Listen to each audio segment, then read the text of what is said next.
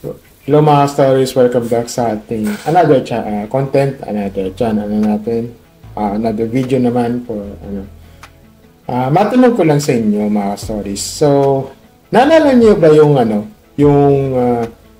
tungkol ito sa nag-interview sa inyo, HR man yan, boss man yan, or CEO, president na ganyan na ano ba, tinanong mo ikaw nag-a-apply, tinanong mo sa sa CEO kung magkano daw ang sahod ng ganito. Hindi ma-replyan, tapos ayun, parang yung habang kinukulit yung applicant sa ganyan na magkano talagang sahod, ano ba, yung ganyan. Hanggang sa naging red flag na nagalit, tapos tapos pinote yun, ano ba yung utak mo, ganyan-ganyan, ano ba yan, ba't mo tinatanong yung sahod, ganyan-ganyan, then, hanggang sa nauwi sa, not interested you, ganyan-ganyan, hindi ako interesado sa iyo, maghanap ka ng ibang trabaho, ganyan-ganyan. Yun yung parang dati yung nangyari yung viral na isang boss na. Pero ito naman medyo similarity yung ipag-uusapan natin. So ito yung galing ito sa ito isang Reddit. Sabi nyo sa caption is, ay sorry po, nadala lang ako sa damdamin ko. Ito sabi niya, okay, so anin ko lang yung harangin ko yung pangalan niya. Hi, sorry I'm late. I'm here in my office now. Where are you? So ito naman sabi, I'm already gone home. You arrived 30 minutes late for the meeting that you specifically requested. This shows a complete lack of respect for other people's time. How can I expect you to be professional or considerate when you can't even keep your own commitments? This is extremely disappointing and frankly unacceptable. At ito ang ito talaga yung yung reply niya. Sabi niya, oh, okay, just remind you na ikaw ang nag-apply dito, hindi ako. Yeah. Diba na ayan. Sabi niya, okay, so ano ba ang dito? Daming nagsaside yung sa applicant dito. Hindi ko alam kung sino ito, boss ba to or HR. Hindi ko alam. Hindi ko alam anong bigos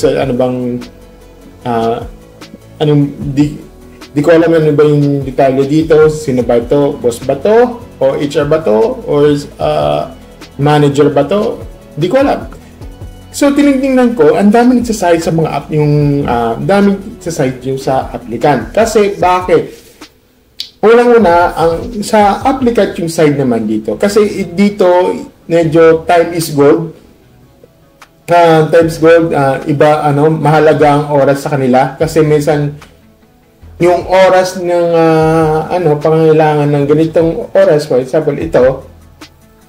Pero yung oras, dapat parang gugugulan sa ganitong oras, di ba? So, minsan talaga yung yung ginugugol ng yung oras ng isa na yung interview, nasasayang yung oras. Yung oras na ito, nababaliw, parang, sige, next time na lang, ganyan. Nagugugol yung oras. So, yun yung, hindi maganda, parang, yun yung parang nababaliwala or parang, nasasapawan, kumbaga, ganun yung term na hanggang sa na napili or kasi importante kasi yung oras sa ginagawa nila. Yan yung yung parang concern nito lalo sa mga aplikante kasi meron kasi silang oras na umaga at hapon. So, parang ginagawa yung mga aplikante, mag-apply ako dito. So, pag hindi ako natanggap, meron akong a-apply dito. And take note minsan kasi karamihan nyo sa mga online, yun sa mga aplikante, mas prefer nila yung yung sa online, like Zoom meetings, mga Google Meet, Microsoft Teams. Yun ang gusto nila kasi alam bakit, para magiging saved siya sa mga sa mga energy resources na mga kahit yung pupunta nila. Alam mo talaga, minsan may point na naman sila sa mga aplikante. Yung mga kahit ayaw nila ng onsite kasi yung pamasahe nila napakamahal. 13 pesos, 15 pesos, 'di ba? Minsan nga umaabot ng 30 pesos, 'di ba? Ganun ng parang concern nila kasi yun nag-a-apply sila. Dapat yung mga yung mga yung gusto nila kaysa na online kasi sila parang tipid sila sa oras. Yung like them yung kung minsan kasi nagtataka ako or nagtataka sila sa mga aplikante, bakit yung mga HR, bakit gusto nila ang on-site kaysa sa online. Hindi pwedeng man lang yung initial interview is online na lang, tapos yung final interview is on-site na lang. Diba? Yung dami yung may ganun kasi yung parang gusto yung sa loobin ng isang mga aplikante dito. Kasi alam mo bakit nasanay kasi tayo sa sa mga pandemic era, yung 2020 hanggang 2023. Yun yung parang nasanay karamihan sa mga ganun yung mga gusto nila online. Yun. Kaya minsan dito, nag-comment dito, isa sa mga rason bakit ayoko ng physical interview kasi pahihayin ka ng hihintayin ka ng sobrang tagal at wala pa yan. Walang alok ng tubig, kape, biskuit man lang. Ang dami mong demanding.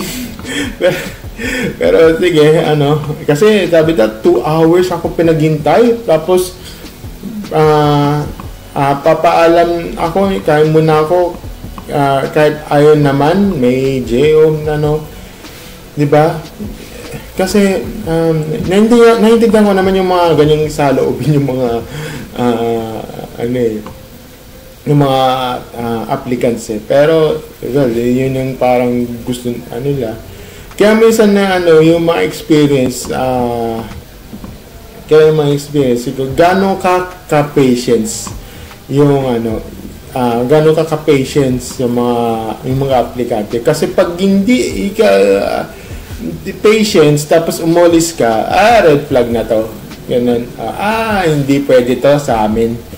Ganun yung mga ganun yan na ayaw nila ng patience kasi di lahat ikaw ay pwedeng priority mo. Okay? Kasi ganun yung mangyayari yan. Kasi yan yung parang nila sa'yo. Yung trato sila sa'yo. Yung nga lang, itong yung nga lang yung na-apply mo, nag-google sa oras. Kaya yung dito, nakaka-cancel. Yan yung yun yung point of view ng isang aplikante. Yung nga lang, ito naman sa ito naman sa HR naman. Ito yung HR na side na to. Ang HR na side, dito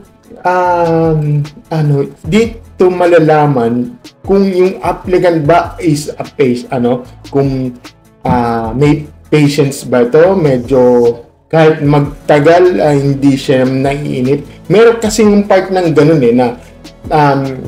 parang mainipin ba to? Ay, wag yung kasi mainipin to. Dapat yung medyo siya, yung parang marunong siya maghintay. Dapat meron kasing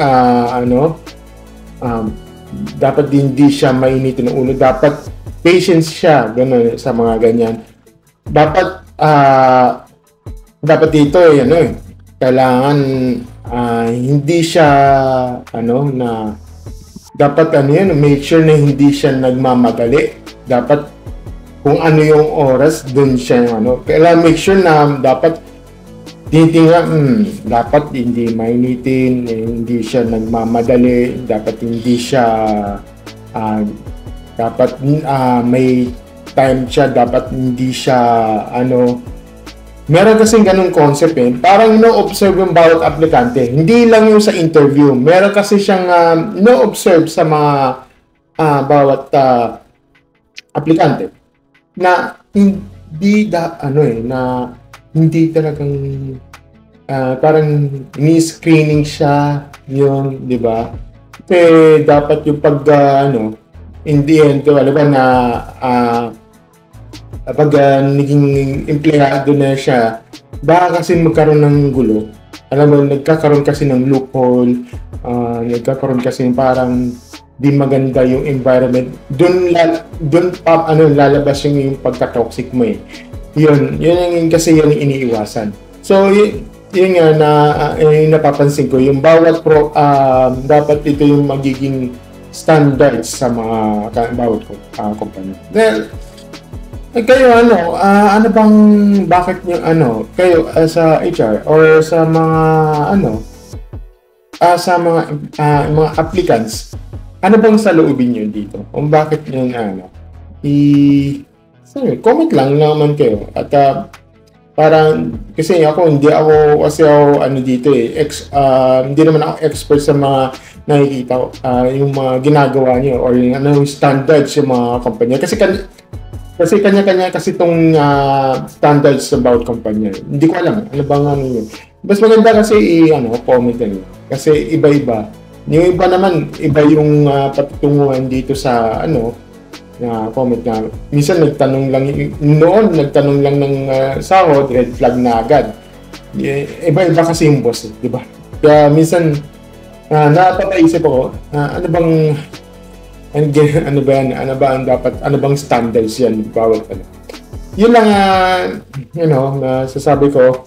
Ang reaction ko lang dito is medyo hindi na-handle or medyo na-real talk yung ewan ko kung na-real talk tong si yung HR at boss sa empleyado, parang ewan ko. Kaya lang libas na yun sa comment section, bahala. Ano bang dito reaction nyo dito? Yun lang masasabi ko. Thank you and see you on the next video. Bye!